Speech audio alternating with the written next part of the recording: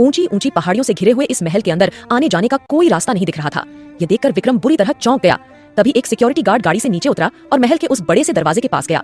उसने वहां मौजूद एक पत्थर को हटाकर उसमें कुछ नंबर का कोड डाला और कोड डालते ही दरवाजा खुल गया। दरवाजे के खुलते ही जैसे ही वो लोग आगे महल की तरफ बढ़ने लगे, वहां का नजारा देखकर विक्रम की आंखें चौंधिया गई। उसे ऐसा लग रहा मानो वो लोग धरती से सीधा स्वर्ग पर उतर गए। अगर ये स्वर्ग नहीं था तो स्वर्ग से काम भी नहीं था। इसकी भाव सुंदरता इतनी थी कि उसे कोई भी शब्दों में बयां नहीं कर सकता। किले के अंदर घुसते ही सामने एक बहुत बड़ा बगीचा था, जिसके ठीक बीचों बीच पानी का एक ऊंचा सा फव्वारा लगा हुआ था, जो महल की सुंदरता को चार चांद लगा रहा था। पूरे बगीचे में हरी हरी घास फैली हुई थी। इस बगीचे के चारों तरफ रंग बिरंगे फूल खिले हुए थे, जो इस बगीचे को और भी सुंदर दिखा रहे थे। बगीचे के ठीक सामने संगमरमर का बना हुआ यह महल, जिस पर अलग अलग नक्काशियां की गई थी। यह नक्काशियां इतनी सुंदर थीं कि आज से पहले विक्रम ने कभी ऐसी नक्काशी नहीं देखी थी। विक्रम इस महल की सुंदरता को देखकर इसकी तरफ आकर्षित हो रहा था। वहीं दूसरी तरफ मानसिंह अब बस महल के अंदर घुसने का वेट कर रहा था। जैसे ही महल के सामने गाड़ियां रुकी, मानसिंह ने तुरंत गाड़ी से निकलकर एक गार्ड से कहा, साक्षी को यहाँ से निकाले और हमारे फैमिली डॉक्टर को बुलाकर उसे तुरंत हॉस्पिटल लेकर जाओ। और वहाँ उस गार्ड को ऑर्डर देते हुए मानसिंह सीधा अपने महल के अंदर चला गया। महल में घुसते ही उसे कुछ अजीब लगा। जिस महल में हमेशा चहल पहल रहती थी, आज इस महल में से कोई दिखाई नहीं दे रहा था। यह देखकर मानसिंह डर गया और तेजी से चलते हुए अपने पिता के कमरे की तरफ जाने लगा। इस महल में इतने सारे कमरे थे कि मानसिंह आगे बढ़ता ही जा रहा था। सबसे लास्ट में जाकर वो एक बड़े से कमरे के सामने रुक गया।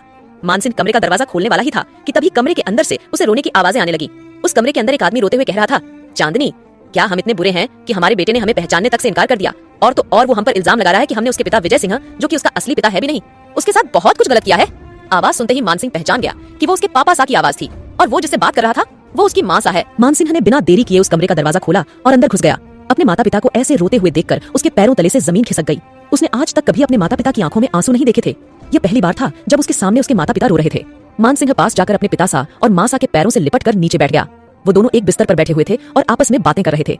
जैसे ही मानसिंह ने अपने पिता के पैरों को पकड़ा, राजा नूर सिंह ने उसके सिर को अपनी गोद में लेते हुए उसके बालों को सहलाना शुरू कर दिया। तभी उसकी माँ ने उसके सिर पर हाथ फेरते हुए बोला, ये क्या हुआ बच्चे, तुझे सिर पर चोट आई है? लेकिन तुम्हारे अंगरक्षकों ने मुझे नहीं बताया कि तुम्हें इतनी गहरी चोट लगी है। अपनी माँ का हाथ अपने हाथों में लेते हुए मानसिंह ने प्यार से कहा, नहीं माँ सा, हमें इतनी गहरी चोट भी नहीं आई कि आप परेशान हो जाएं। और ये तो मामूली सी चोट है, 1-2 दिन में ही ठीक हो जाएगी। लेकिन मानसिंह की बात सुनते ही उसकी माँ सा ने उसको बीच में टोकते हुए कहा, लेकिन क्या बेटा, क्या हुआ? तभी मानसिंह ने अपनी माँ सा की बात को इग्नोर करते हुए अपनी माँ और पिता दोनों के हाथों को अपने हाथ में लिया और उनसे बोला, आज से पहले मैंने आप लोगों को कभी ऐसे रोते हुए नहीं देखा। क्या आप मुझे बताएंगे कि आप लोग क्यों रो रहे हैं? मानसिंह के मुंह से इतना सुनते ही उसके पिता और माता एक दूसरे की तरफ देखने लगे। तभी उसकी माँ ने अपनी आंखों से कुछ इशारा किया। राजा नूर सिंह ने अपनी पत्नी का इशारा समझते हुए मानसिंह से कहा, बेटा, तुम्हारा भाई उदय, उसने हमें पहचानने से इनकार कर दिया। उसने कहा कि हम उसके पिता सा नहीं है। उसका पिता वो विजय सिंह है। क्या करें हम बेटा? हमारा बरसों का खोया हुआ बेटा हमें पहचानने से मना कर रहा है। और इतना कहकर राजा नूर सिंह फूट फूट कर रोने लगा और उसकी माँ की आंखों से भी लगातार आंसू बह रहे थे। अपने पिता की आंखों में इतना बड़ा दुख देखकर मानसिंह की मन को बहुत ठेस पहुंची, क्योंकि आज से पहले उसने कभी भी अपने माता पिता को इतना दुखी नहीं देखा था। इतना दुख तो उसके पिता की आंखों में तब भी नहीं था जब उन्होंने अपने बेटे को खो दिया था। अपने पिता की आंखों में आंसू देखकर मानसिंह अब तक जो कुछ भी सोच रहा था वह सब भूल गया और अपने पिता की आंखों में आंखें डालकर कहने लगा, आप चिंता मत कीजिए पापा सा, अगर वो मेरा भाई है तो आपको जरूर पहचान जाएगा। भले ही वो आज आपको पहचानने से इनकार कर रहा है, लेकिन एक दिन वो खुद बोलेगा कि आप इस दुनिया के सबसे अच्छे पापा हैं। मानसिंह की बात सुनकर राजा नूर सिंह को थोड़ा सुकून मिला। उन्होंने एक लंबी सांस ली और मानसिंह से कहा, तुमने बताया था तुम विजय सिंह के बेटे के साथ आ रहे थे। अपने पापा सा की बात को बीच में काटते हुए मानसिंह ने अपनी गर्दन हाँ में हिलाते हुए कहा, हाँ पापा सा, हम आ रहे थे, लेकिन रास्ते में हमारा एक्सीडेंट हो गया। मैं तो ठीक हूँ, लेकिन साक्षी? तभी उसकी माँ सा ने बोला, साक्षी, तुम्हारे साथ कोई लड़की है? तुमने हमें बताया नहीं बेटा। मानसिंह ने अपनी माँ की तरफ देखते हुए कहा, माँ सा, जब मैं भाई साहब को लेने के लिए जैसलमेर के महल पहुंचा था तो विक्रम साक्षी के साथ कुछ गलत करने की कोशिश कर रहा था। उसने उसके काका सा को भी मार दिया था। तभी मानसिंह की बात काटते हुए नूर सिंह गुस्से में चिल्लाते हुए बोला, मारेगा ही आखिर बेटा किसका है? जैसा बाप वैसा बेटा। उसके बाप ने भी तो बरसों पहले हमारे साथ यही किया था। तभी मानसिंह की माँ ने राजा के कंधे पर हाथ रखते हुए कहा, बस कीजिए, बरसों की बात को भूल जाइए। आखिर जैसा भी है वो मेरे भाई का बेटा है। मैं अपने भतीजे को पहली बार देखूंगी, आप उसके लिए ऐसे शब्द मत प्रयोग कीजिए। अपनी माँ के मुंह से विक्रम के लिए प्यार बरसता देख मानसिंह चौंकते हुए बोला, क्या? इसका मतलब वो विक्रम सच कह रहा था? वो आपके भाई का बेटा है तो फिर वो आपको बुरी क्यों बता रहा था मासा? तभी उसके पिता ने मानसिंह की तरफ देखते हुए कहा, इनकी तो आदत है बेटा, इनके अच्छा बनने के चक्कर में ही तो यह सब हुआ है ना ये उस समय उस विजय सिंह को बचाती और ना आज मेरा बेटा उसके पास होता। इन्होंने अपने लाडले भाई विजय सिंह को बचाया, वरना आज से 20 साल पहले वो मर चुका होता। तभी मानसिंह की माँ ने राजा नूर सिंह को चुप करते हुए कहा, बस कीजिए जी आप, हम उसे कैसे मारने देते? वो हमारा भाई है, राखी बांधी थी उसके हाथों पर हमने बरसों, हम उन्हीं हाथों को कैसे काटते जिन पर हमने बचपन से राखी बांधी थी। अपने माता पिता की बातें सुनकर मानसिंह को सब समझ आ गया था। उसने अपने मन में सोचा, इसका मतलब वो विक्रम सच कह रहा था, मेरी माँ उसकी बुआ सा है, यानी कि वो हमारा भाई है। मानसिंह ने अपने आप से ही बात करते हुए आगे कहा, लेकिन हमारी माँ कितनी अच्छी है, अभी भी उसके बारे में इतना अच्छा बोल रही है और अपने भाई से इतना प्यार करती है। तो फिर उस विक्रम ने ऐसा क्यों कहा कि हमारी माँ की वजह से वो अपराधी बन गया? मुझे कुछ समझ नहीं आ रहा, लेकिन मुझे इतना पता है कि मेरी माँ गलत नहीं है, वो झूठ बोल रहा था कमीना। मानसिंह ने अपनी मुट्ठी बंद करते हुए अपने पिता से कहा, आप सच कह रहे हैं, पापा सा मासा इतनी अच्छी है कि उनको किसी की बुराइयां नजर ही नहीं आती। उनको पता भी नहीं है कि उस विक्रम के मन में उनके लिए कितना जहर भरा हुआ है। हम कह रहे हैं पापा सा, हम उस विक्रम को छोड़ेंगे नहीं, फिर भले ही वह हमारा भाई ही क्यों ना हो। और ऐसा कहकर मान सिंह गुस्से में उस कमरे से निकलता है। उसके निकलते ही उसकी माँ उसके पिता की तरफ देखते हुए बोलती है, कहीं सच में मान सिंह विक्रम को मार तो नहीं देगा? हमें जाना होगा जी, उसे रोकना पड़ेगा, नहीं तो हमारा बेटा हम उसे हमेशा के लिए खो देंगे। और इतना कहकर चांदनी अपने बेटे के पीछे पीछे दौड़ पड़ती है और फिर राजा उन दोनों के पीछे पीछे चल पड़े। क्या होगा अब आगे? राहुल उर्फ उदय सिंह वहां तक कैसे पहुंचे और उसने अपने असली पिता का साथ न देकर विजय सिंह का साथ कैसे दिया? जानने के लिए सुनते रहिए बेपनाह नफरत, ओनली ऑन पॉकेट एफएम पर, हिट एफएम। मान सिंह गुस्से में बड़बड़ाते हुए विक्रम को मारने के लिए तेजी से चला जा रहा था कि तभी उसे सामने से उसके फैमिली डॉक्टर आते हुए दिखे। जैसे ही मान सिंह ने अपने फैमिली डॉक्टर को आते हुए देखा, उसे तुरंत साक्षी की याद आई और वो डॉक्टर के पास जाकर बोला, आ गए आप डॉक्टर, आपने साक्षी का चेकअप किया, वो कैसी है? डॉक्टर ने अपनी गर्दन नीचे झुकाते हुए कहा, हुकुम सा वो साक्षी जी। क्या साक्षी जी? आगे बोलेंगे। आप क्या हुआ साक्षी को? डॉक्टर कुछ बोलने के लिए मुंह खोलते कि तभी मान सिंह की माँ और पिताजी भी वहां पहुंच गए और अपने फैमिली डॉक्टर को इतनी रात को वहां देखकर चौंक गए। डॉक्टर की तरफ देखकर मान सिंह की माँ ने घबरा कर कहा, डॉक्टर साहब इतनी रात को आप यहाँ क्यों आए हैं? क्या हुआ? कौन बीमार है? मान सिंह आपको कुछ हुआ क्या? मान सिंह ने अपनी माँ की तरफ देखा और बोला, नहीं मासा, हमें कुछ नहीं हुआ। वो हमने कहा था ना साक्षी, जब एक्सीडेंट हुआ तो हमें तो कुछ नहीं हुआ, लेकिन साक्षी को बहुत ज्यादा चोट लगी और वो अभी तक बेहोश है। मैंने डॉक्टर को बुलाया था ताकि हम चेकअप करके उसको अच्छे से अस्पताल में एडमिट करवा सके। तभी डॉक्टर ने मान सिंह की तरफ अपना हाथ नामे हिलाते हुए कहा, माफ करना हुकुम साहब, मैं आपको यही बताने आया था कि साक्षी जी बहुत बुरे हाल में है। हमारे पास उसे बचाने का एक ही तरीका है कि वो अपना अतीत भूल जाए। पता नहीं उन्हें अतीत में किस चीज का सदमा लगा है जिसे याद कर करके उनकी हालत और बिगड़ती जा रही है, इसलिए हमें उसे इंजेक्शन देना होगा जिससे वह पीछे की सब बातें भूल जाए। मान सिंह ने तुरंत डॉक्टर से कहा, हाँ तो इंतजार किस बात का, आप इंजेक्शन लगाइए और उनको ठीक कीजिए, फिलहाल उनका ठीक होना बहुत जरूरी है, वो हमारे भाभी सा की बहन है। डॉक्टर ने मान सिंह की बात सुनी और मान सिंह के कंधे पर हाथ रखते हुए बोला, आप चिंता मत करिए, अब हम उसे ठीक कर देंगे। अच्छा ठीक है, मैं चलता हूँ, मुझे जाकर अपने सीनियर्स को बताना भी है। मान सिंह ने हाँ में अपना सिर हिलाते हुए उस डॉक्टर को विदा कर दिया था, लेकिन तभी उसकी माँ ने उसके सामने आकर बोला, ये साक्षी कौन है? क्या तुम हमें बताओगे या फिर पहेलियां बुझाते रहोगे? मान सिंह ने अपनी माँ की तरफ देखा और बोला, माँ सा वो साक्षी उदय भाई सा की साली और उनकी बीवी की बहन है, जैसलमेर की। मान सिंह आगे कुछ भी बोलता उससे पहले ही एक सिक्योरिटी गार्ड दौड़ा दौड़ा मान सिंह के पास आया और आकर बोला, हुकुम सा गड़बड़ हो गई, वो विक्रम सिंह पता नहीं कहाँ चला गया। मान सिंह अपने सिक्योरिटी गार्ड की बात सुनकर बहुत गुस्से में आ गया और गुस्से में झुंझलाते हुए बोला, क्या क्या बकवास कर रहे हो? चला गया मतलब क्या है तुम्हारा? अरे तुम लोग इतने हो, एक आदमी को नहीं संभाल पाए? चलो मैं देखता हूँ। इतना कहकर मान सिंह भी उस सिक्योरिटी गार्ड के साथ महल के अंदर की तरफ दौड़ पड़ा। मान सिंह की माँ आश्चर्य भरी निगाहों से उन दोनों को जाते हुए देखने लगी। फिर वो राजा नूर सिंह की तरफ देखते हुए बोली, आपको कुछ समझ आया? मान सिंह किस बारे में बात कर रहा था? वो उस लड़की को अपने भाई सा की साली बता रहा था। इसका मतलब हमारे उदय की शादी हो गई है, और अगर उसकी शादी हो गई तो फिर उसकी पत्नी कहाँ है? वो अकेला यहाँ क्यों आया है? आपको कुछ समझ आ रहा है? यहाँ क्या हो रहा है? मान सिंह के पिता ने अपने मन ही मन कुछ सोचते हुए बड़बड़ाते हुए कहा, अभी मान सिंह ने कहा था कि वो जैसलमेर के महल गया था, तो क्या वो जैसलमेर की राजकुमारी? ऐसा कहकर राजा नूर सिंह ने अचानक अपनी पत्नी चांदनी की तरफ देखा और दोनों के चेहरे पर हल्की सी मुस्कान आ गई। तभी मान सिंह की माँ ने मुस्कुराहट के साथ हंसते हुए कहा, तो क्या वह साक्षी आपके दोस्त की छोटी बेटी है? और फिर इतना कहकर दोनों जोर जोर से हंसने लगे, लेकिन थोड़ी देर बाद दोनों की हंसी गायब हो गई, जैसे अचानक महाराज नूर सिंह को कुछ याद आ गया हो और उन्होंने अपनी पत्नी की तरफ देखते हुए कहा, आपको याद है थोड़ी देर पहले मान सिंह ने कहा था कि विक्रम ने उसके माता पिता को मार दिया, इसका मतलब हमारा दोस्त, उसने हमारे दोस्त को मार दिया। और इतना कहकर राजा नूर सिंह की आंखों में आंसू आ गए। तभी मान सिंह की माँ उनके पास जाकर उनके कंधे पर हाथ रखते हुए बोली, जी आप उदास मत होइए, अभी तो हमें पता भी नहीं है कि साक्षी वहाँ की राजकुमारी है या नहीं। इधर महल के ही किसी कोने में एक दूसरा कमरा दिखाया जाता है जहाँ विजय सिंह एक बेड पर बैठे जोर जोर से रो रहा है और राहुल उर्फ उदय सिंह उसके दोनों कंधों पर हाथ रखते हुए उसको सहलाते हुए चुप करने की कोशिश कर रहा है।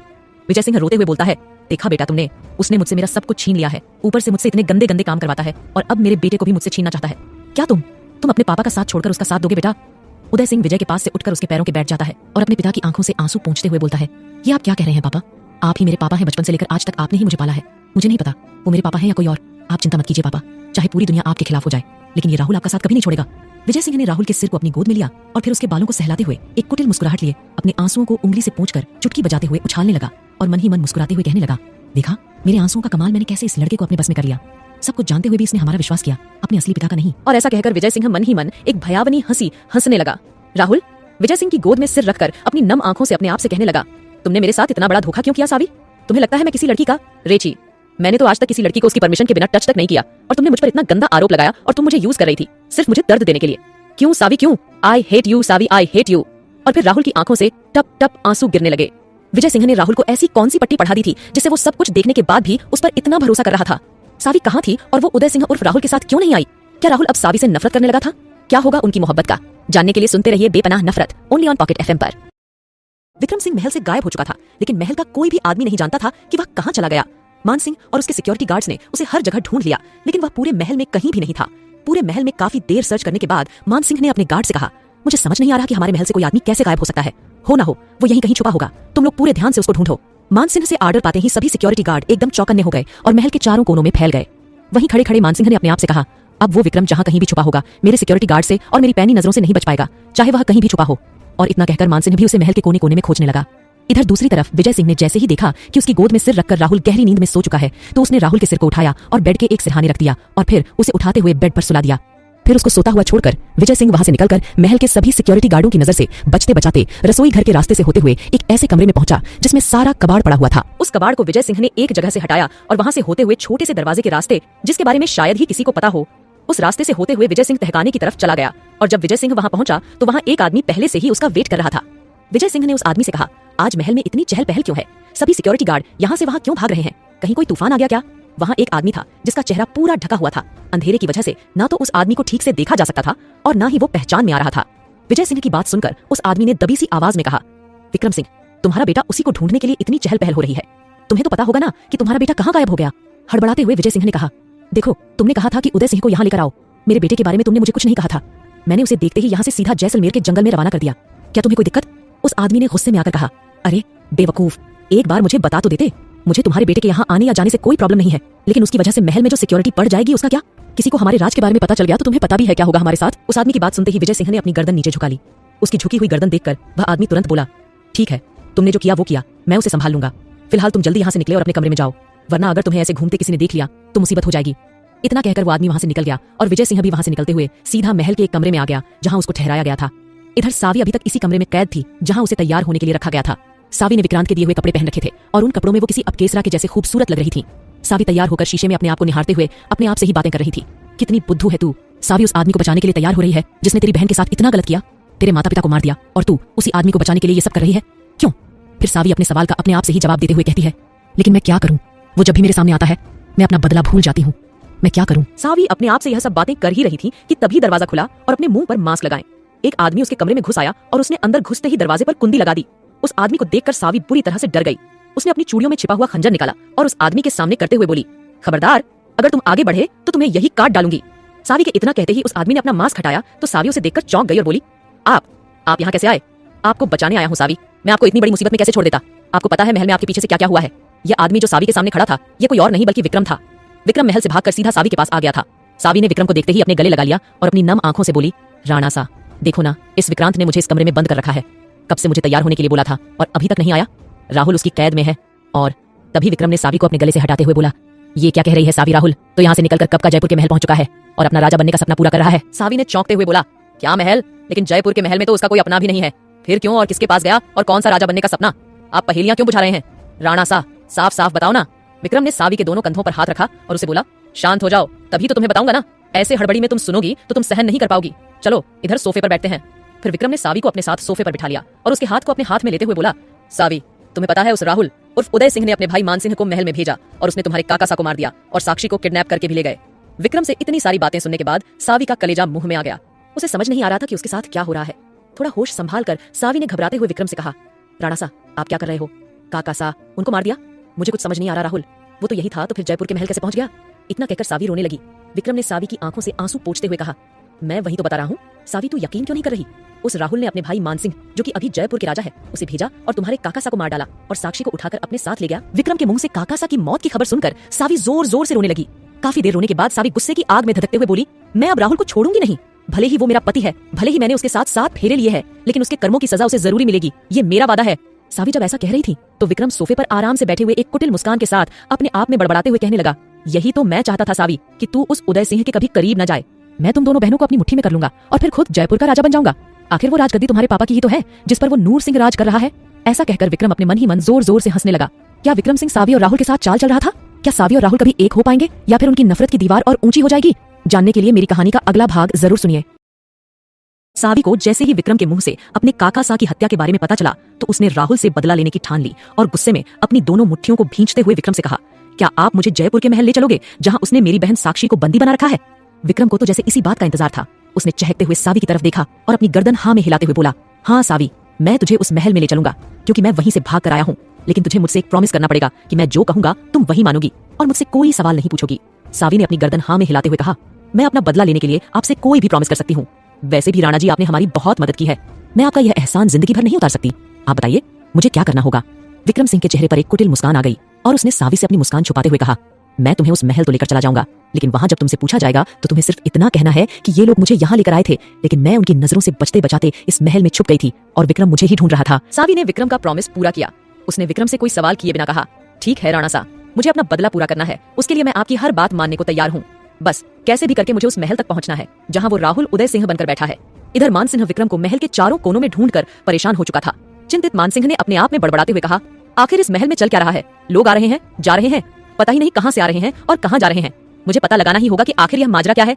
मानसिंह का काफी देर चिंतन करने के बाद उसके दिमाग में एक आइडिया आया। फिर उसके माथे से चिंता की लकीरें हटी और उसने हड़बड़ी में कहा, हाँ तो क्या हुआ? अगर विजय सिंह ने हमें इन सब के बारे में नहीं बताया, हम भाई सा से पूछेंगे और वो हमें जरूर बताएंगे। हमें पूरा भरोसा है उन पर। ऐसा कहकर मानसिंह तुरंत उदय सिंह के कमरे की तरफ आया जहां उदय सिंह उर्फ राहुल सोया हुआ था। मानसिंह ने कमरे के दरवाजे पर आकर दरवाजे को खटखटाया और आवाज देते हुए कहा, भाई साहब अभी भी सो रहे हैं? उस दरवाजे की खटखटाते ही उदय सिंह की आंख खुल गई।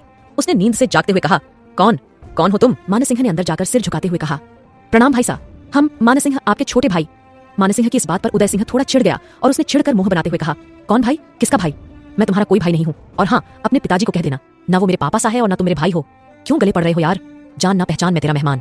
अंत में उदय सिंह ने मानसिंह को सुनाते हुए उस पर ताना कस दिया। मानसिंह अभी उदय सिंह को कुछ भी समझाने के मूड में नहीं था।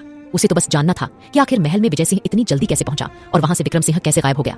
इसलिए उसने बिना वक्त गंवाए उदय सिंह से सीधा पूछ लिया, देखिए भाई साहब, हम आपसे कोई जबरदस्ती नहीं करेंगे, ना ही हम आपको जबरदस्ती ये कहेंगे कि आप ही हमारे भाई सा हैं। हमें बस कुछ सवाल पूछने हैं, इंसानियत के नाते ही सही। प्लीज हमारे इन सवालों का जवाब दे दीजिए। प्लीज भाई साहब, हम आपके आगे हाथ जोड़ते हैं। मानसिंह को ऐसे हाथ जोड़कर गिड़गिड़ाते देख न जाने क्यों उदय सिंह को दया आ गई और उसने कहा, देखो मुझे नहीं पता कि ये लोग पापा को और मुझे यहाँ कैसे लाए थे, लेकिन उन्होंने हमें एक ऐसी वैन में बंद कर दिया था जहाँ से हम सिवाय अंधेरे और उजाले के कुछ नहीं देख पा रहे थे। उदय सिंह के मुंह से इतना सुनते ही मानसिंह जैसे ही दरवाजे की तरफ जाने लगा तो उदय सिंह ने कुछ सोचते हुए मानसिंह से कहा, हाँ मुझे याद आया, वो लोग हमें जिस रास्ते से लाए हैं वहाँ हमारी गाड़ी के अलावा कोई और गाड़ी नहीं थी। वो कोई अंधेरा रास्ता था। मानसिंह ने उदय सिंह की बात को काटते हुए कहा, माफ कीजिए भाई साहब, लेकिन हो सकता है वो लोग रात के अंधेरे में आपके यहाँ लेकर आए हो, इसलिए शायद आपको अंधेरा लगा होगा। उदय सिंह ने स्वर ऊंचा करते हुए कहा, नहीं, मुझे अच्छे से याद है जब हम वहां से निकले थे तो सुबह सूरज की पहली किरणें मेरे चेहरे पर पड़ी थी और उसके बाद उन्होंने हमें वैन में डाल दिया, लेकिन जब तक वो वैन धूप में थी हम उसमें से एक दूसरे को साफ साफ देख पा रहे थे। थोड़ी देर बाद वैन पता नहीं कौन सी गुफा में घुस गई थी। उस रास्ते में मुझे अजीब सी घुटन महसूस हो रही थी, ऐसा लगा जैसे हम किसी गुफा में चल रहे हों। उदय सिंह के इतना कहते ही मानसिंह को सब समझ आ गया। उसने तुरंत उदय सिंह से कहा, हाँ भाई साहब, ये लोग आपको किसी गुफा से ही लेकर आए हैं। अब मुझे सब समझ आ गया कि यह लोग जैसलमेर से जयपुर इतनी जल्दी कैसे पहुंच गए। जिसका मुझे शक था वही हुआ। इसका मतलब हमारा राज्य बहुत बड़ी मुसीबत में है, हमें जल्दी से पापा साहब को इसकी खबर देनी होगी। और फिर मानसिंह बड़बड़ाते हुए उदय सिंह के कमरे से निकल गया। मानसिंह को ऐसे चिंतित देखकर उदय सिंह ने अपने आप से कहा, अरे इसको क्या हो गया? ये तो ऐसे 9-2-11 हो गया जैसे इसके पीछे पुलिस पड़ गई हो। खैर मुझे क्या, मुझे तो बस कैसे भी करके पापा को इन सबसे आजाद करवाना है, और सावी उससे भी तो बात करनी है। उदय सिंह आगे कुछ भी बोलता उससे पहले उसके माथे पर चिंता की लकीरें आ गई। उसने जोर जोर से बड़बड़ाते हुए कहा, पापा ने तो कहा था वो लोग हमारे साथ सावी को भी बंदी बनाकर लाए हैं, तो फिर यहाँ आने के बाद मैंने उसे देखा क्यों नहीं है? कहीं वो आदित्य राठौर उसके साथ? ओह नो, मुझे सावी को जल्दी से ढूंढना होगा इससे पहले कि वह बहुत बड़ी मुसीबत में फंस जाए। क्या मानसिंह का डर अपने राज्य को लेकर सही था? क्या उदय सिंह सावी से मिल पाएगा? क्या मानसिंह अपनी बात राजा तक पहुंचा पाएगा? क्या सावी कभी विक्रम की चाल को समझ पाएगी? जानने के लिए सुनते रहिए बेपनाह नफरत, ओनली ऑन पॉकेट एफएम पर। मानसिंह उदय सिंह के कमरे से निकलकर सीधा अपने माता पिता के कमरे में पहुंचा। वहां पहुंचकर उसने देखा कि उसके माता पिता अपने रूम में नहीं थे। अपने माता पिता को ढूंढते हुए मानसिंह सीधा सेनापति, जो कि उसके पिता का सबसे अच्छा सलाहकार था, जिस पर उसका पिता अपने भाई से भी ज्यादा विश्वास करता था, उसके पास गया और बोला, काका सा क्या आप जानते हैं पापा सा कहाँ है? मुझे उनसे बहुत जरूरी बात करनी है। सेनापति कनक सिंह ने मानसिंह की तरफ देखा तो मानसिंह के माथे पर पसीने की कुछ बूंदें थीं। उसका चेहरा घबराया हुआ था। सेनापति ने मानसिंह से कहा, क्या हुआ बेटा, आप घबराए हुए क्यों हैं? क्या कोई ज्यादा गंभीर बात है? और अगर ऐसा है तो आप हमें बता सकते हैं। मानसिंह ने हड़बड़ाते हुए कहा, प्लीज काका साहब हमें बता दीजिए कि पापा कहाँ गए हैं। वो अपने कमरे में क्यों नहीं है? हम खुद जाकर उनसे बात कर लेंगे, बस बताइए कि वो कहाँ है। तभी सेनापति ने अपनी गर्दन झुकते हुए कहा, माफ कीजिए बेटा, वो लोग तो सुकुमाई से मिलने गए हैं। सुकुमाई? अब ये कौन है? मानसिंह ने चौंकते हुए पूछा।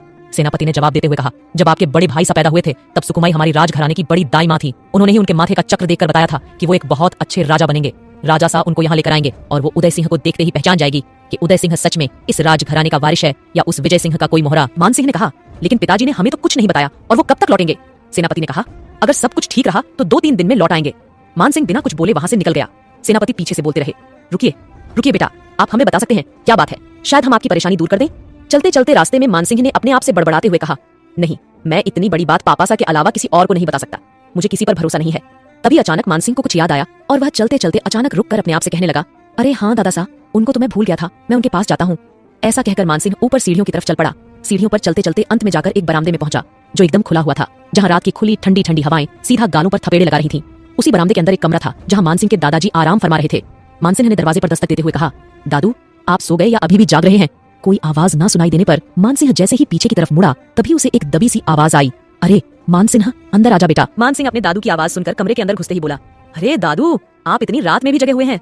मानसिंह के दादा ने खांसते हुए कहा, अरे बेटा, इस बुढ़ापे में नींद कहाँ आती है? ये कमबख्त नींद ही तो मेरी सबसे बड़ी दुश्मन है। ऐसे ही करवट बदलते बदलते रात गुजर जाती है। वैसे तू बता, इतनी रात को अपने बूढ़े दादू की याद कैसे आई तुझे? मानसिंह अपने दादाजी के पास जाकर उनके बिस्तर पर बैठ गया और उनके हाथों को पकड़ते हुए बोला, दादू, आप ठीक तो है ना? मानसिंह के दादा ने अपने हाथ से मानसिंह के माथे का पसीना पोंछा और बोला, मैं तो ठीक हूँ बेटा, पर तू ठीक नहीं लग रहा। क्या हुआ बेटा, तेरे माथे पर ये चिंता की लकीरें कैसी हैं? क्या हो गया, तू ठीक तो है ना? मानसिंह ने अपने दादा से कहा, पता नहीं दादाजी, कुछ दिनों से इस महल में क्या चल रहा है। आपको पता है, यहाँ कुछ मेहमान आए हुए हैं। हमारे खोए हुए भाई सा उदय सिंह बरसों के बाद लौट कर आए हैं और पापा सा पता लगाने गए हैं कि वो सच में हमारे भाई सा है या नहीं। मानसिंह के दादाजी ने मुस्कुराते हुए कहा, अरे बेटा, पता लगाने की कोई जरूरत नहीं है, वो तेरा भाई और मेरा बड़ा पोता उदय ही है। अपने दादाजी के मुंह से यह बात सुनकर मानसिंह चौंकते हुए बोला, क्या कह रहे हैं दादाजी आप? लेकिन आपको कैसे पता कि वो हमारे भाई उदय ही है? मानसिंह के दादा ने फिर से मुस्कुराते हुए कहा, जब मैंने सिपाहियों से सुना कि इस महल का बड़ा बेटा वापस आ गया तो मैं कुछ देर पहले ही उसके कमरे में गया था। वहां जाकर देखा तो उदय सो रहा था और मैंने सोते हुए उदय के बालों में जब हाथ फेरा तो उसका अपनापन मुझे महसूस हो गया। उसके बाद मैंने उसका जन्मजात निशान देख, जो उसकी राजा बनने की निशानी है। अपने दादा के मुंह से यह जानकर मानसिंह को खुशी हुई कि उदय सिंह ही उसका बड़ा भाई है। लेकिन मानसिंह के मन में एक दूसरी बहुत बड़ी उलझन चल रही थी, जिसको सुलझाना उसके लिए बहुत जरूरी था। इसीलिए मानसिंह ने बिना कुछ सोचे समझे सीधे अपने दादाजी से एक सवाल पूछ डाला, दादाजी, इस महल में कोई सुरंग है क्या? मानसिंह के मुंह से अचानक सुरंग की बात सुनकर उसके दादाजी चौंक गए और बोले, अब ये सुरंग कहाँ से आ गई और तुझे कैसे पता चला? सुरंग के बारे में, उसके बारे में तो तेरे बाप को भी नहीं पता। दादाजी के मुंह से सुरंग की बात सुनकर मानसिंह ने झट से पूछा, क्या इसका मतलब सच में इस महल के अंदर कोई सुरंग है जो यहाँ से सीधा जैसलमेर तक जाती है? दादाजी ने कहा, देख बच्चे, जैसलमेर का तो मुझे नहीं पता, लेकिन वह सुरंग हमें सीधा महल के बाहर नदी के पास वाले जंगलों से बाहर निकलती है। सुना है वो सुरंग हमारे पुरखों की बनाई हुई है। दादाजी के मुंह से सुरंग की बात सुनकर मानसिंह का अब तक का शक सच्चाई में बदल गया। भूत तुरंत अपने दादाजी के कमरे से बाहर आ गया। मानसिंह के माथे पर चिंता की लकीर साफ साफ दिखने लगी। चिंतित मानसिंह ने अपनी आवाज ऊंची करते हुए कहा, मैं महल का चप्पा चप्पा छान मारूंगा, लेकिन उस सुरंग के बारे में पता लगाकर ही रहूंगा। मुझे पूरा यकीन है कि इस महल से लेकर जैसलमेर के बीच कोई ऐसी सुरंग है जिसके रास्ते कोई भी आराम से आ जा सकता है, और अगर ऐसा है तो इस महल पर बहुत बड़ा संकट मंडरा रहा है। मुझे पापा सा को इसकी चेतावनी देनी ही होगी। इतना कहकर मानसिंह वहां से निकल गया। तभी उस कमरे के बाहर बरामदे में दरवाजे के पीछे छिपा एक सिपाही खड़ा उसकी सारी बातें सुनकर अपने आप में बड़बड़ाते हुए बोला, इसका मतलब इस मानसिंह को पता चल गया उस सुरंग के बारे में। मुझे जल्दी जाकर हुकुम सा को बताना होगा। अगर इसने उस सुरंग को ढूंढ लिया तो हमारी सारी योजनाएं धराशायी हो जाएंगी और सालों पुराना दबा हुआ राज सबके सामने आ जाएगा। और इतना बोलकर वो सिपाही दबे पैरों मानसिंह के पीछे पीछे निकल जाता है। कमरे के अंदर लेटे हुए दादाजी अपने आप से बातें करते हुए कहने लगे, पता नहीं सुरंग का नाम सुनते ही मानसिंह अधिक चिंतित क्यों हो गया? कहीं उस सुरंग का कोई गलत इस्तेमाल तो नहीं करने वाला है? सुबह मुझे मानसिंह से बात करनी होगी। आगे क्या होगा जानने के लिए कहानी का अगला भाग जरूर सुनिए ओनली ऑन पॉकेट FM पर। विक्रम सिंह और सावी दोनों ने एक दूसरे की शर्तें स्वीकार कर ली थी और दोनों ही जैसलमेर के जंगलों के ठीक बीचों बीच उस जमीन के नीचे एक कमरे में से बाहर निकलते ही सीधा जयपुर के महल जाने वाले थे। विक्रम ने दबे पैरों से अपने कदम उस कमरे से बाहर बढ़ाए और चोरी छुपे सावी को वहां से लेकर धीरे धीरे बाहर निकल गया। सावी को आश्चर्य इस बात पर हुआ कि इस जगह पर जब वो राहुल के साथ आई थी तो इतनी भीड़ थी कि किसी की नजरों से बचे बिना वहां से निकलना नामुमकिन था, और अब अचानक सब कुछ इतना शांत कि कहीं दूर दूर तक किसी पक्षी के चहकने की आवाज तक नहीं आ रही थी। सावी देखकर चौंकते हुए बोली, अरे ये क्या यहाँ इतने लोग थे? उस पुल में इतने आदमी नहा रहे थे और वो लड़कियों के साथ जबरदस्ती भी कर रहे थे। पूरा वातावरण उन लड़कियों की चीख से गूंज उठा था। वो सारी लड़कियां और वो सब सिपाही जो यहाँ पहरा दे रहे थे वो सब कहाँ गए? क्या यहाँ कोई बहुत बड़ा तूफान आया था? विक्रम ने दबी आवाज में सावी से कहा, चुप रहो सावी, हमें जल्दी से यहाँ से निकलना है। अगर किसी ने तुम्हारी आवाज सुन ली तो हम यहाँ से कभी नहीं निकाल पाएंगे। और इतना कहकर विक्रम सावी का हाथ जबरदस्ती खींचते हुए वहां उस जगह से निकलकर दूर एक रास्ते पर गया जहां पहले से ही एक गाड़ी खड़ी हुई थी, जैसे मानो विक्रम ही वो गाड़ी लेकर आया था। विक्रम सावी का हाथ पकड़कर उसे गाड़ी के पास ले गया और सावी को कार में बिठाकर तुरंत वहां से निकल गया। वो सुरंग के रास्ते से होते हुए जयपुर के महल की तरफ चल पड़े। इधर विक्रांत वहीं पर छिपा हुआ सब कुछ देख रहा था, जैसे मानो उसको पता हो कि विक्रम सावी को लेकर जयपुर जा रहा है। जब उसने सावी और विक्रम को वहां से निकलते देखा तो उसके चेहरे पर एक कुटिल मुस्कान आ गई और वो थोड़ी देर पहले घटित घटना के बारे में सोचने लगा। जब उदय सिंह जेल के अंदर से सुरंग से होते हुए उसे कमरे की तरफ आ रहा था, उस सुरंग के अंदर उदय सिंह ने विक्रांत और आदित्य की सारी बातें सुन ली थीं। उनकी बातें सुनकर उसे इतना गुस्सा आया कि वो अपने आप को संभाल नहीं सका और अपनी आंखों में अंगारे लिए वो सुरंग से निकलकर सीधा उस कमरे में जा टपका जहां विक्रांत उसी का इंतजार कर रहा था। विक्रांत और आदित्य ये सब बातें सिर्फ उसी को चिढ़ाने के लिए ही तो कर रहे थे, ताकि उसके अंदर गुस्से की ज्वाला भड़क जाए और वो बिना कुछ सोचे समझे आग बबूला होकर उनके सामने आ जाए। उदय सिंह ने उस सुरंग से निकलते ही सीधा जाकर आदित्य का कॉलर पकड़ लिया और जोर से चिल्लाते हुए बोला, तेरी इतनी हिम्मत कि तू मेरी पत्नी सावी को हाथ लगाएगा? पत्नी है वो, मेरी कोई चीज नहीं जिसे तुम चुरा लोगे और जबरदस्ती अपनी बना लोगे। उदय सिंह के गुस्से की आग को हवा देने के लिए विक्रांत ने हंसते हुए मजाकिया मूड में कहा, अरे देखो तो, इस बेवकूफ को इसको तो पता ही नहीं है कि इसकी सावी ने तू इसे कभी शादी नहीं की, सिर्फ इसका यूज किया और अपनी हवस की आग बुझाने के लिए बिना शादी के ही इसके साथ सुहागरात मना ली। और इतना कहकर वो दोनों जोर जोर से हंसने लगे। उन दोनों की हंसी सुनकर उदय सिंह का खून खौल उठा। उसने बिना कुछ सोचे समझे विक्रांत के मुंह पर छांटा लगाते हुए कहा, बस कर विक्रांत, माना कि तू मेरा बड़ा भाई है, लेकिन इसका मतलब ये नहीं कि तेरे मुंह से मैं कुछ भी सुन लूंगा। तुझे पता है ना, सावी मेरी पत्नी है। विक्रांत ने अपने गाल को सहलाते हुए जोर से कहा, हूँ बड़ा आया पति, वो तेरी कोई पत्नी वत्नी नहीं है, वो तुझे बुद्धू बना रही है राहुल। हम तो तुझे यहाँ उससे बचाकर लाए थे ताकि तू उसके प्रेम जाल में और ना फंस सके। हमें पता चल चुका था कि अब तेरे मन में उसके लिए जो नफरत थी वो मिट गई और तू उससे प्रेम करने लगा है। इसलिए हमने सावी को यहाँ लाने का जाल बिछाया ताकि वो उसमें फंस जाए और तू उसे बचाने के लिए यहाँ आ जाए।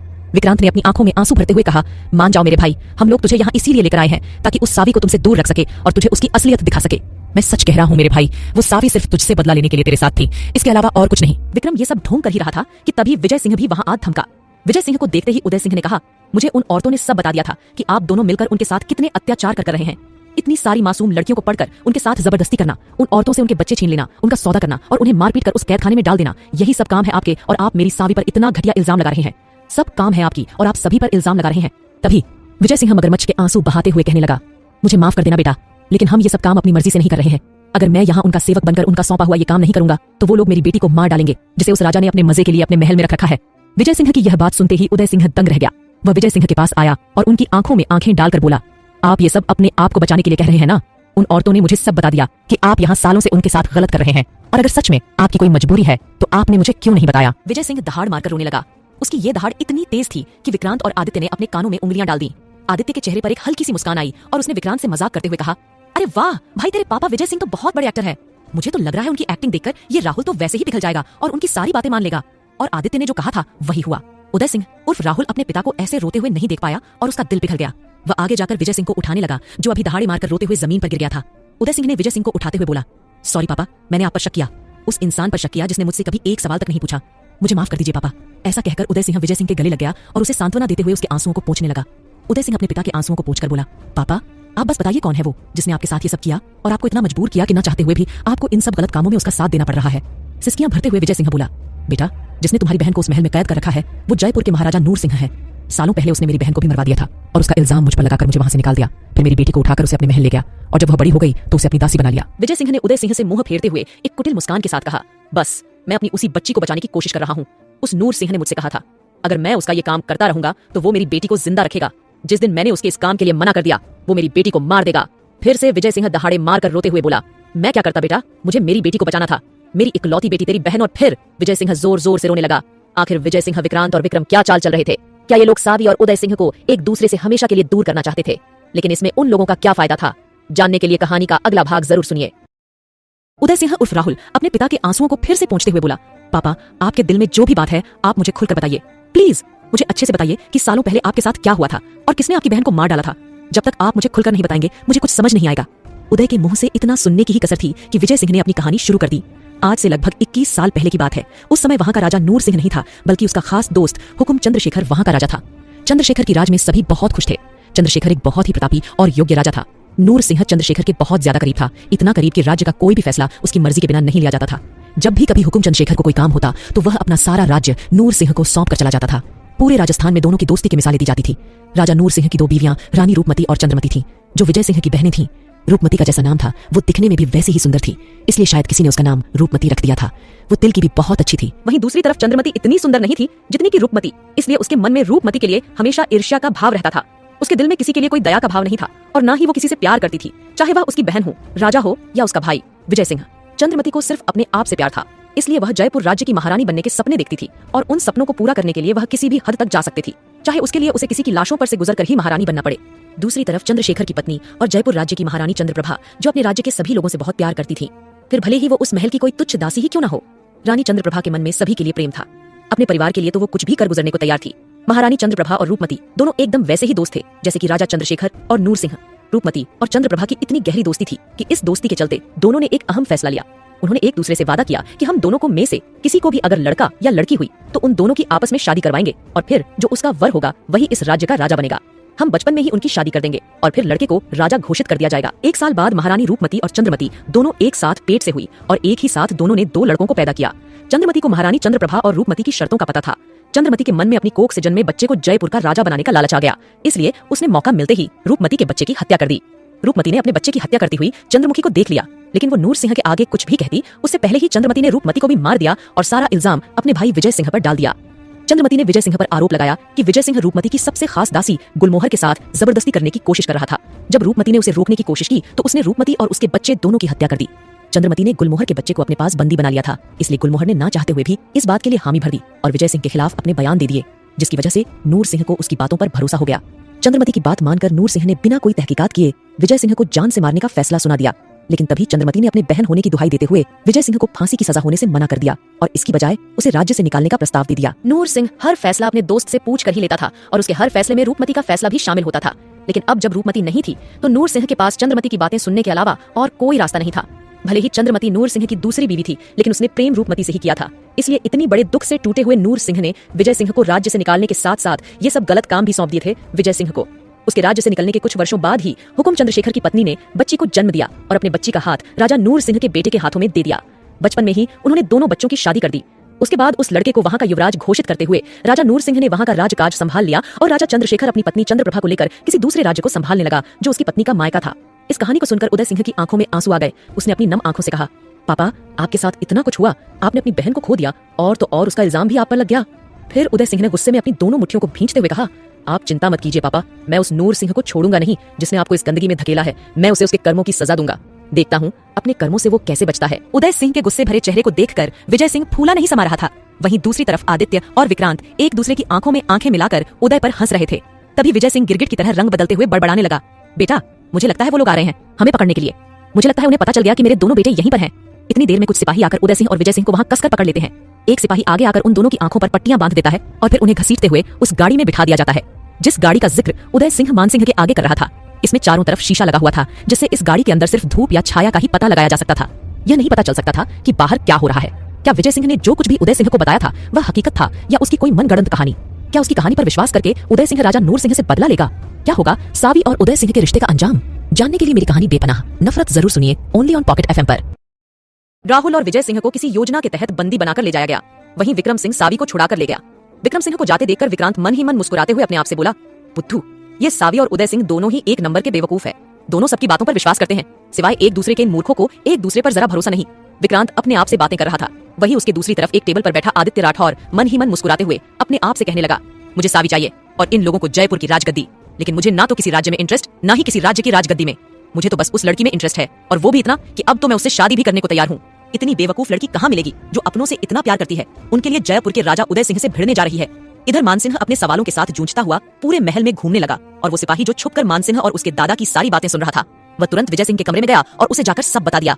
विजय सिंह घबरा गया और वह तुरंत वहां से निकलकर तहखाने की तरफ चला गया। तहखाने में आते ही उसने किसी को आवाज लगाई, सुनिए, आप यही है ना? मुझे आपकी मदद चाहिए। हम लोग बहुत बड़ी मुसीबत में फंसने वाले हैं।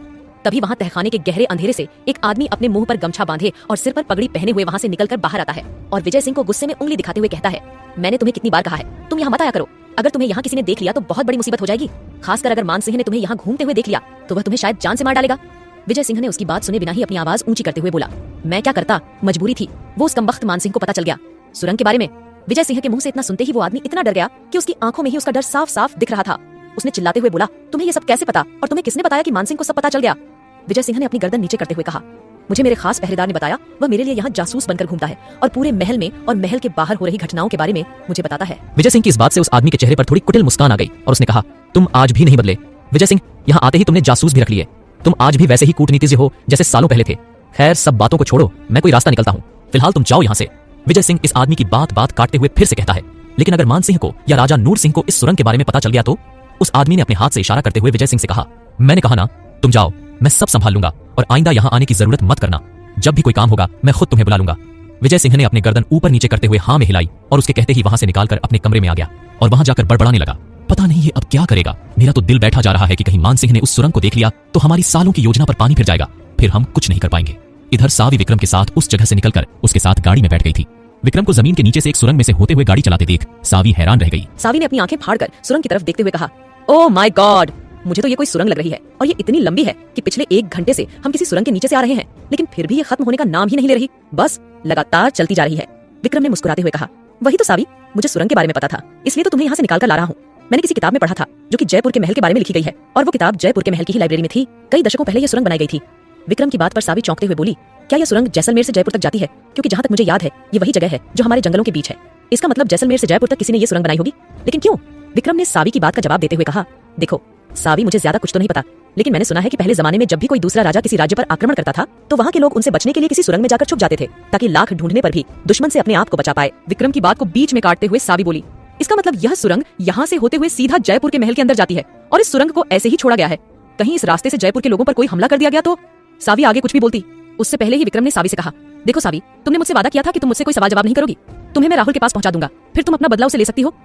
ऐसे ही बातें करते करते विक्रम जयपुर के महल के बिल्कुल करीब आ चुका था। तभी उसने सावी से कहा, सावी, मुझसे वादा करो कि तुम इस सुरंग के बारे में उदय सिंह या मान सिंह किसी को कुछ नहीं बताओगी, वरना अगर उन्हें पता चला तो वो मुझे जान से मार डालेंगे। फिर ना तो तुम अपना बदला ले पाओगी और ना अपनी बहन से मिल पाओगी। सावी ने विक्रम की बात पर हाँ करते हुए कहा, ठीक है राणा साहब, मैं किसी को कुछ नहीं बताऊंगी। मुझे इस सुरंग से या जयपुर के महल से या उसके राजा से कोई लेना देना नहीं है। मुझे तो बस वहां पहुंचकर राहुल से अपने काका और माँ पापा का बदला लेना है, और सबसे जरूरी तो मुझे साक्षी से मिलना है। पता नहीं कैसी होगी मेरी छोटी बहन। क्या सावी वहां जाकर उदय सिंह को उस सुरंग के बारे में बता देगी? क्या यहाँ हो रहे किसी भी काम के बारे में राजा नूर सिंह या मान सिंह जानते थे? आखिर क्या होगा सावी और उदय सिंह के रिश्ते का? जानने के लिए सुनते रहिए बेपनाह नफरत, ओनली ऑन पॉकेट FM पर। सावी विक्रम सिंह के साथ उस सुरंग से होते हुए जयपुर के महल के तहखाने में पहुंच चुकी थी।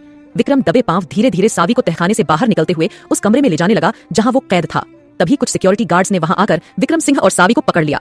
तभी उदय सिंह भी टहलते हुए वहां आ गया और उसने जैसे ही देखा कि गार्ड्स ने सावी को पकड़ रखा है, उदय सिंह ने चिल्लाते हुए कहा, तुम लोगों की हिम्मत कैसे हुई सावी को हाथ लगाने की? तुम्हें पता नहीं वो मेरी पत्नी है? उदय सिंह के इतना कहते ही वो सिक्योरिटी गार्ड्स डर गई जिन्होंने शादी का हाथ पकड़ा था, और उन्होंने एक ही झटके में सावी का हाथ छोड़ दिया और उससे दूर हट गए। उन सभी की आवाज सुनकर मान सिंह भी वहां आ पहुंचा। मान सिंह ने जैसे ही विक्रम को देखा उसका खून खौल उठा, लेकिन तभी उसकी नजरें सावी पर पड़ी जो दिखने में एकदम साक्षी के जैसी ही लग रही थी। सावी को देखते ही उसका गुस्सा ठंडा हो गया। सावी ने अभी भी वही कपड़े पहने हुए थे जो उस विक्रांत ने उसे पहनने के लिए दिए थे। उन कपड़ों में शादी बाला की खूबसूरत दिख रही थी। विक्रम ने मान सिंह को पहले ही बता दिया था कि साक्षी की बड़ी बहन सावी उदय सिंह की पत्नी है और मान सिंह की भाभी सा है, इसलिए उसने अपनी नजरें नीचे करते हुए कहा, भाभी सा, आप ठीक तो है ना? कहीं आपको कोई चोट तो नहीं आई? पता नहीं ये विक्रम कहाँ गायब हो गया था और आप कहाँ थे अब तक? सावी आगे कुछ भी बोलती उससे पहले ही उदय सिंह ने कहा, सावी हमारे साथ ही आई थी, शायद उसे किसी ने छुपा दिया होगा।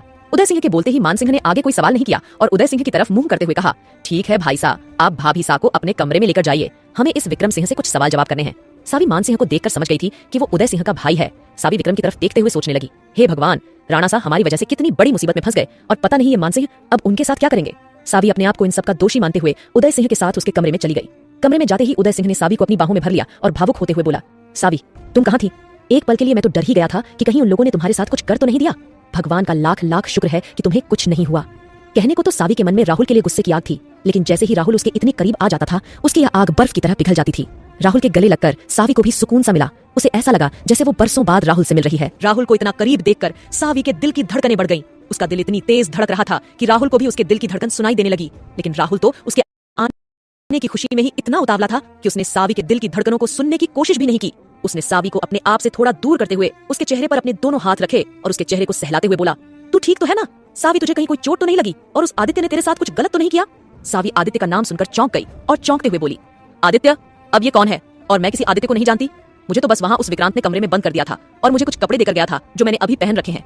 उसने मुझसे कहा कि अगर मैं तुम्हें बचना चाहती हूँ तो मुझे यही कपड़े पहनकर किसी के सामने जाना होगा। इतना सुनते ही उदय सिंह ने अपने दोनों मुट्ठियों को कसकर बंद किया और गुस्से में आग बबूला होते हुए बोला, वैसे तो वो कमीना विक्रांत अपने आप को मेरा भाई बताता है और पीछे से मेरी पत्नी का सौदा करता है। छोड़ूंगा नहीं मैं उसे। तुम चिंता मत करो सावी, मैं अभी जाकर पापा को उसकी सब हरकतों के बारे में बताता हूँ। इतना कहकर राहुल गुस्से में उस कमरे से निकलने लगा। तभी उसने एक सेकंड के लिए रुककर सावी की तरफ मुड़कर देखा तो सावी भी अपनी आंखों से गुस्से की आग में उसे देख रही थी, लेकिन उदय सिंह उसके गुस्से को प्यार समझ रहा था।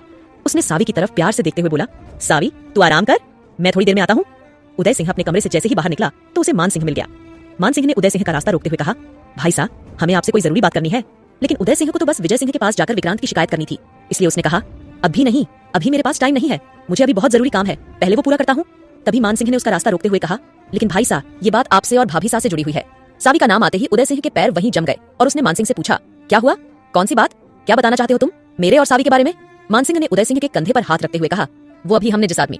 मान सिंह के इतना बोलते ही उदय सिंह झट से बोला, हाँ हम जानते हैं उसे, जब हम जैसलमेर के महल में थे तो हमने उसे वहाँ देखा था, वो सावी का भाई। भाई तो नहीं लेकिन उसका कोई करीबी रिश्तेदार है। खैर छोड़ो, तुम्हें उसके बारे में क्या बताना है? मान सिंह ने उदय सिंह से कहा, भाई साहब वो उनका कोई रिश्तेदार नहीं है, आपको पता भी है उसने क्या क्या किया है। उसने सावी के माता पिता का कत्ल किया था और साथ ही साथ उसके काका सा भी कत्ल किया और भाभी सा की बहन साक्षी के साथ भी कुछ गलत करने वाला था। तभी हम वहाँ पहुंच गए और हमने उसे बचा लिया। अभी फिलहाल उनकी बहन हॉस्पिटल में एडमिट है।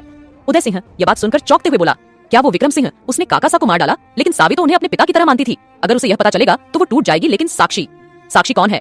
मैं उसे कभी नहीं मिला। मान सिंह ने साक्षी के बारे में बोलते हुए कहा, वो साक्षी भाभी सा की बहन है, एकदम उनके जैसी ही दिखती है। उनके साथ 1 साल पहले कुछ हुआ था। तभी मान सिंह के फोन की रिंग ट्यून बज उठी। अपना फोन देखते ही मान सिंह के चेहरे पर स्माइल आई और वो फोन पर बात करने के लिए उदय सिंह से थोड़ा साइड में होकर बात करने लगा। मान सिंह ने जब साक्षी और विक्रम के बारे में बताया तभी उदय सिंह को याद आया कि विक्रम वही आदमी है जिसे विक्रांत अपना भाई बुला रहा था। उसने अपने आप से कहा, इसका मतलब ये विक्रम वही है। इसके बारे में विक्रांत बात कर रहा था, लेकिन वो विक्रम को अपना भाई क्यों बता रहा था? और वो उदय सिंह आगे कुछ भी सोच पाता उससे पहले ही मान सिंह ने उसे डिस्टर्ब कर दिया और मान सिंह घबराते हुए बोला, माफ कीजिएगा भाई सा मासा का फोन था, वह किसी बड़ी मुसीबत में फंस गए हैं, इसलिए हमें अभी के अभी यहाँ से जाना होगा। क्या हमारी गैर मौजूदगी में आप इस महल को संभाल लेंगे? मान सिंह ने जैसे ही मासा कहा, उदय सिंह को तुरंत अपने पापा विजय सिंह की याद आई। उसे याद आया कि उसकी मासा विजय सिंह की वही बहन है जिसने उसे इस महल से निकलवा दिया था। उदय सिंह को गुस्सा आने लगा। वो गुस्से में वहां से जाने ही वाला था कि तभी उसने मान सिंह के घबराए हुए चेहरे की तरफ देखा। न जाने क्यों उदय सिंह को मान सिंह के चेहरे पर दया आई। बोला और उसने मान सिंह से बोला, ये तुम्हारा महल है, मैं इस महल को कैसे संभालूंगा? तभी दूर से आता हुआ विजय सिंह बोला, हाँ हाँ भांजे, उदय इस महल को संभाल लेगा, तुम जाओ। विजय सिंह को देखते ही मान सिंह की आंखों में गुस्से की ज्वाला भड़क उठी, लेकिन अपने भाई सा की तरफ देखकर वह शांत रहा और अपने भाई सा से बोला, भाई सा अपना हाथ दीजिए। उदय सिंह मान सिंह को अपना हाथ तो नहीं देना चाहता था, लेकिन पता नहीं क्यों ना चाहते हुए भी वो मान सिंह की हर बात मान लेता था, इसलिए उसने अपना हाथ मान सिंह के हाथों में दे दिया। मान सिंह ने उदय सिंह के हाथ को अपने हाथों में पकड़कर उसे कहा, वादा कीजिए भाई साहब, जब तक हम आएंगे तब तक आप इस महल का ठीक वैसे ही ख्याल रखेंगे जैसे एक राजा रखता है। उदय सिंह ने यह बात सुनकर घबराते हुए विजय सिंह की तरफ देखा। विजय सिंह ने अपनी आंखों से इशारा किया तो उदय सिंह ने कहा, ठीक है, मैं वादा करता हूं कि आपकी गैर मौजूदगी में इस महल का अच्छे से ख्याल रखूंगा। उदय सिंह से अपने राज्य को सुरक्षित करने का वादा लेकर मान सिंह विजय सिंह की तरफ घूरते हुए वहां से चला गया। आखिर मान सिंह कहां जा रहा था? क्या उदय सिंह के राजा बनने का फायदा विजय सिंह उठाएगा? क्या साक्षी के अतीत की सच्चाई जानकर सावी और उदय सिंह के बीच की दूरियां मिट जाएंगी? जानने के लिए सुनते रहिए बेपनाह नफरत ओनली ऑन पॉकेट FM पर।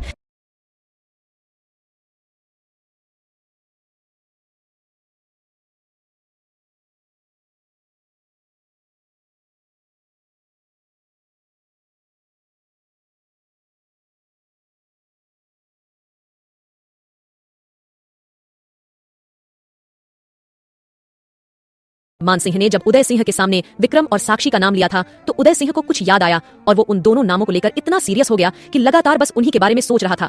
ज्यादा सोचने से उसका सिर दर्द करने लगा और वह मान सिंह के जाते ही उसके पीछे पीछे विजय सिंह को इग्नोर करते हुए वहां से निकल गया। विजय सिंह पीछे से आवाज देता रहा, राहुल रुको बेटा राहुल, मुझे तुमसे बात करनी है। लेकिन उदय सिंह ने विजय सिंह की बातों की तरफ कोई ध्यान नहीं दिया। उसके मन में तो अभी भी विक्रम और साक्षी दो नाम ही गूंज रहे थे। उदय सिंह ने आज से पहले इतना कभी नहीं सोचा था। सोचते सोचते वो महल के बगीचे में लगे उन सोफों पर जाकर बैठ गया। थोड़ी देर बाद उदय सिंह की सोचने की क्षमता बढ़ गई और उसका सिर बुरे तरीके से फटने लगा। सिर दर्द के मारे उदय सिंह अपने माथे को पकड़कर जोर जोर से चिल्लाने लगा।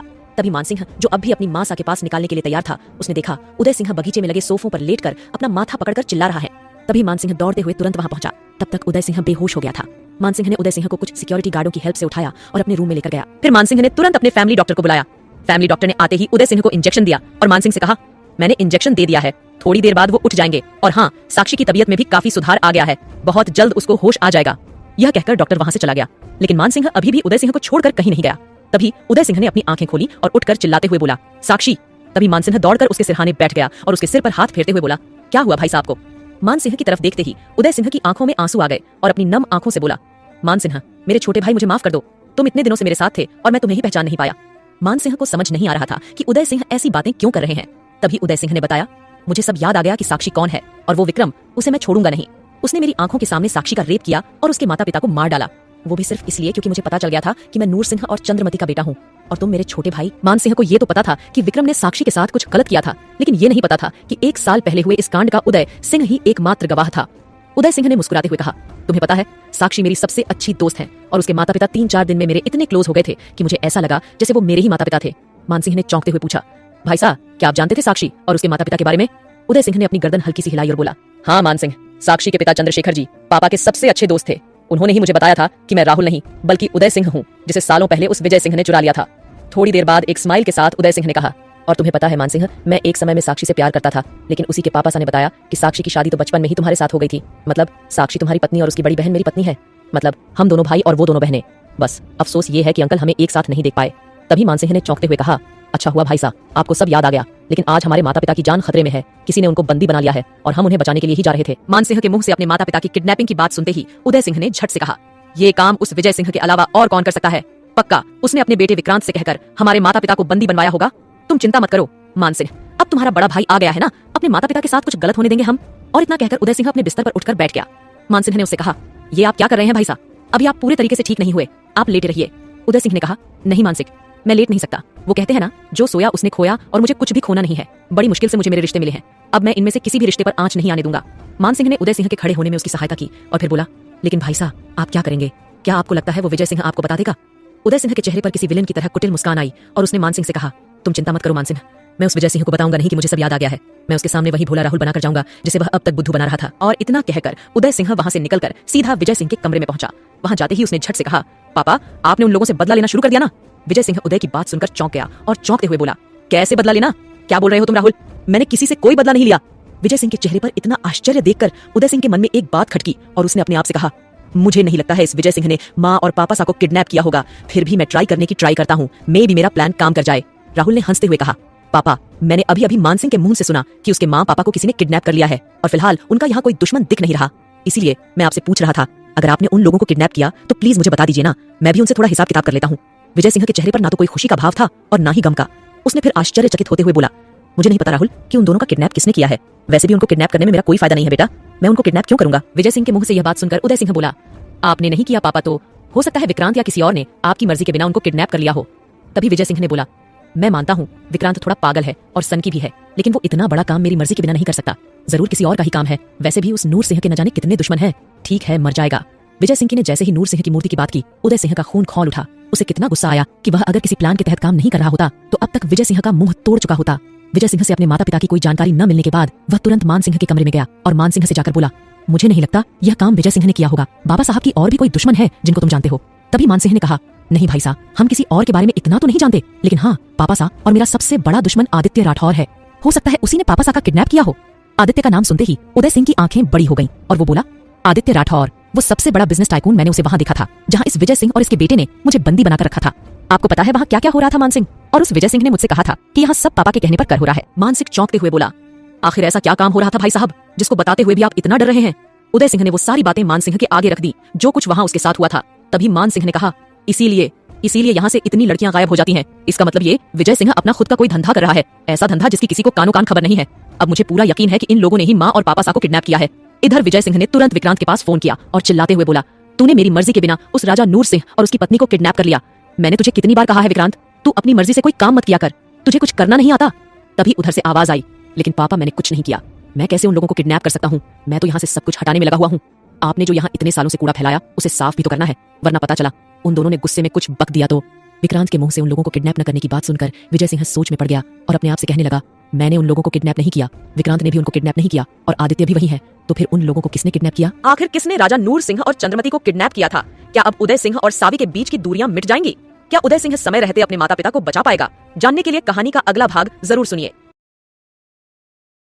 उदय सिंह ने मान सिंह को जैसलमेर की जंगलों के नीचे हो रही सारी घटनाओं के बारे में बता दिया था, तो मान सिंह ने संदेह जताते हुए कहा, भाई साहब, हो सकता है वो विजय सिंह यह सब कांड उस आदित्य राठौर के कहने पर कर रहा हो। उदय सिंह ने अपनी गर्दन नामे हिलाते हुए कहा, नहीं, मुझे नहीं लगता, और वैसे भी वो इतना बड़ा 30 मार खा नहीं है जो इतने बड़े कामों को अंजाम दे दे। जरूर इसके पीछे कोई बहुत बड़ी हस्ती है जो तू किसी अलग की मकसद के लिए इन सब का नाम को अंजाम दे रहा है। गहरी सोच के बाद उदय सिंह ने मानसिंह से पूछा, तुम ऐसे किसी इंसान को जानते हो मानसिंह जो यहाँ हमारे राज्य में कोई जमीन खरीदने आया हो या पापा से कोई सौदा करने आया हो? मानसिंह बोला, हाँ भाई साहब, ऐसा एक आदमी है जो अपने आप को कार्ल मार्क्स नाम का छोटा सा साइंटिस्ट बता रहा था। वो पूरे राजस्थान के सभी राजाओं के पास एक ही प्रस्ताव लेकर गया था और वह था कि उसे कुछ लड़कियां चाहिए थीं जिन पर वह अपना कोई एक्सपेरिमेंट कर सके। लेकिन यहाँ के सभी राजाओं ने उसे अपने राज्य की कोई भी लड़की देने से मना कर दिया और उसी दिन के बाद से ही सभी लड़कियां गायब हो रही हैं। इतना कहते ही उदय सिंह को सब समझ आ गया। उसने कहा, मान सिंह, तुम जिस आदमी को कोई छोटा मोटा साइंटिस्ट समझ रहे हो वो कोई छोटा मोटा साइंटिस्ट नहीं, क्योंकि उसने इतनी सारी लड़कियों को उठाया है।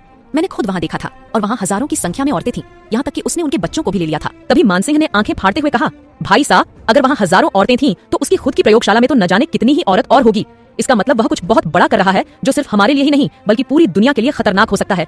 ऐसा कहते हुए मानसिंह की आंखें बड़ी हो गईं और उसने बोला, अगर ऐसा है तो हमें तुरंत ये बात किसी गवर्नमेंट ऑफिसर को बतानी होगी। उदय सिंह ने कहा, लेकिन मानसिंह, मुझे नहीं लगता कि वहाँ उन लोगों ने अब तक कोई सबूत छोड़े होंगे, क्योंकि उन लोगों को पता है कि मैंने और सावी ने वहाँ गलत काम होते हुए अपनी आंखों से देखे है, इसलिए उन्होंने अब तक तो सारे सबूत मिटा दिए होंगे। मानसिंह ने कहा, तो भाई साहब, हम विजय सिंह को बंदी बना लेते हैं, वो अपने आप बक देगा। उदय सिंह ने मना करते हुए कहा, नहीं मानसिंह, विजय सिंह तो एक छोटा सा मोहरा है, असली खेल तो कोई और ही खेल रहा है। उसके लिए विजय सिंह जैसे छोटे मोटे मोहरों की कोई कीमत नहीं है। वैसे भी विजय सिंह उसके लिए बलि बकरा है। तभी कुछ सोचते हुए उदय सिंह बोला, मानसिंह, तुम्हें पता है वो साइंटिस्ट कार्ल मार्क्स कहाँ से आया था? आई मीन तुम्हारे पास उसका कोई एड्रेस है? मानसिंह ने कहा, मुझे ये तो नहीं पता भाई साहब कि वो कौन से देश से आया था। हाँ, लेकिन वो कोई विदेशी लग रहा था और उसने अपना एड्रेस भी दिया था। जैसलमेर के पास पाकिस्तान के बॉर्डर पर कोई छोटा सा गांव है, वो वहीं रुका हुआ है। मानसिंह ने अपने बेड के पास से एक कप बोर्ड में से एक फोन निकालकर उदय सिंह को दिया और उसने कहा, ये लीजिए भाई साहब, हम आपको अभी एड्रेस भेज देते हैं और फिर हम दोनों यहाँ से निकलते हैं। तभी दरवाजे पर खड़ी सावी ने उन दोनों को टोकते हुए कहा, अगर तुम चले गए तो यहाँ का राज्य कौन संभालेगा? मानसिंह गुरुदेव सिंह दोनों सावी को उस कमरे में देखकर चौंक गए। मान सिंह आगे कुछ भी बोलता उससे पहले ही सावी ने कहा, माफ करना, लेकिन मैंने आप लोगों की बातें सुन ली। मैंने और राहुल ने वहां उन लड़कियों को ध्यान से देखा था और उस जगह के बारे में हम दोनों अच्छे से जानते हैं, इसलिए मैं राहुल के साथ जाऊंगी। तुम यहीं रहो और अपने राज्य को संभालो। तू भी, मान सिंह ने अपनी गर्दन झुकाते हुए कहा। लेकिन भाभी सा, उदय भाई सा उस जगह नहीं जा रहे हैं जहां आप लोगों को रखा गया था। उदय सिंह ने मान सिंह को चुप करते हुए कहा, कोई बात नहीं मान सिंह, मैं तुम्हारी भाभी सा के साथ चला जाऊंगा। वैसे भी इसी बहाने ही सही, वो मेरे साथ जाने के लिए तो राजी है। सावी घृणा भरी नजरों से उदय सिंह की तरफ देखते हुए अपने आप से बोली, उदय सिंह, तुम्हारे साथ जाने को तो मैं राजी हूँ, लेकिन वहां तुम्हारे साथ किसी को ढूंढने नहीं जा रही, बल्कि अपना बदला लेने के लिए जा रही हूँ। मैं तुम्हें वहीं खत्म कर दूंगी, फिर फर्क नहीं पड़ता। अगर मुझे भी कुछ हो गया तो। अगले ही पल सावी ने कहा, मैं आपके साथ चलूंगी, लेकिन पहले मुझे मेरी बहन साक्षी से मिलना है, जिसको आप लोगों ने किडनैप किया है। मुझे बताया था विजय सिंह ने। सावी के मुंह से इतना सुनते ही उदय सिंह ने मुस्कुराते हुए मान सिंह की तरफ मुंह करके बोला, मान सिंह, तुमने इनकी बहन को किडनैप किया है, लेकिन क्यों मान सिंह? मान सिंह अपने भाई का चेहरा देखकर हंसने लगा और हंसते हुए बोला, अरे भाई सा, उसको हमने नहीं, हॉस्पिटल वालों ने किडनैप किया है। फिर ऐसा कहकर दोनों भाई जोर जोर से हंसने लगे। उनकी हंसी देखकर सावी का गुस्सा 7वें आसमान पर पहुंच गया और वो गुस्से में बड़बड़ाते हुए बोली, मैंने आप लोगों से अपनी बहन से मिलने की बात की और आप दोनों दांत फाड़े जा रहे हैं। मुझे मेरी बहन से मिलना है, क्या आप लोग मुझे उससे मिला सकते हैं या नहीं? तभी मानसिक ने कहा, हाँ भाभी सा, आप साक्षी से मिल सकती है। जब आप भाई सा के साथ जाएंगी तो रास्ते में ये आपको साक्षी से मिला देंगे, ठीक है ना? यह बात सुनकर साक्षी के दिल को सुकून मिला और उसने उतावली होते हुए कहा, अब चलिए, दांत निकालते रहेंगे क्या? उदय सिंह ने सावी की बातों को इग्नोर कर दिया और अपना मुंह दूसरी तरफ करते हुए हंसने लगा। तभी सावी तेज चिल्लाते हुए बोली, आपको सुनाई नहीं देता क्या मैं कुछ बोल रही हूँ? मैंने कहा चलिए। उदय सिंह ने मान सिंह की तरफ देखते हुए जोर से कहा, साइनरी मान सिंह, अब तो हमें जाना ही पड़ेगा, नहीं तो रानी साहिबा यही हमारा कत्ल कर देंगी। उसके ऐसा कहते ही मान सिंह जोर जोर से हंसते हुए बोला, हाँ हाँ भाई सा, नहीं तो भाभी सा यही आप पर अपनी तेज धारी वाली तलवार चला देंगी। मान सिंह की बातों पर हंसते हुए उदय सिंह मान सिंह के कमरे से निकलने लगा। तभी मान सिंह ने कहा, भाई साहब, हम कुछ सिक्योरिटी गार्ड्स को आपके साथ भेज देते हैं। उदय सिंह ने मान सिंह की बात सुनकर अपनी गर्दन हामी में दिला दी। तभी सावी ने बोला, नहीं, हम राहुल के साथ गाड़ी में अकेले जाएंगे, हमें गाड़ी में कोई भीड़ भाड़ नहीं चाहिए। सावी की ये बात सुनकर जब उदय सिंह ने अपनी गर्दन मान सिंह की तरफ घुमाई तो मान सिंह शर्माते हुए बोला, सॉरी भाभी सा, लेकिन हमारे सिपाही आप लोगों को डिस्टर्ब नहीं करेंगे। वो तो बस एक गाड़ी आपकी गाड़ी के आगे चलाएंगे और एक पीछे। आपकी गाड़ी में आप दोनों अकेले रहेंगे, चिंता मत कीजिए। मान सिंह के मुंह से यह बात सुनकर उदय सिंह शर्माते हुए सावी के आगे आगे चलने लगा और अपने आप से कहने लगा, अच्छा, तो सावी को हमारे साथ टाइम स्पेंड करना अच्छा लगता है, इसका मतलब वो भी हमसे प्यार करने लगी है। लेकिन इधर सावी के मन में अलग ही खिचड़ी पक रही थी। उसने मान सिंह के मुंह से जैसे ही सुना कि सिक्योरिटी गार्ड्स उनके साथ जा रहे हैं, तभी सावी ने अपने आप से कहा, हे भगवान, अब मैं इस राहुल को कैसे मारूंगी? इतने सारे गार्ड्स के बीच में इसे कैसे मार पाऊंगी? क्या सावी सच में उदय सिंह को मार देगी? कौन है कार्ल मार्क्स और किस लिए वो इतनी औरतों को किडनैप करके अपने साथ रखता है? आखिर क्या मकसद है उसका? क्या उसी ने उदय सिंह के माता पिता को किडनैप किया है? जानने के लिए कहानी का अगला भाग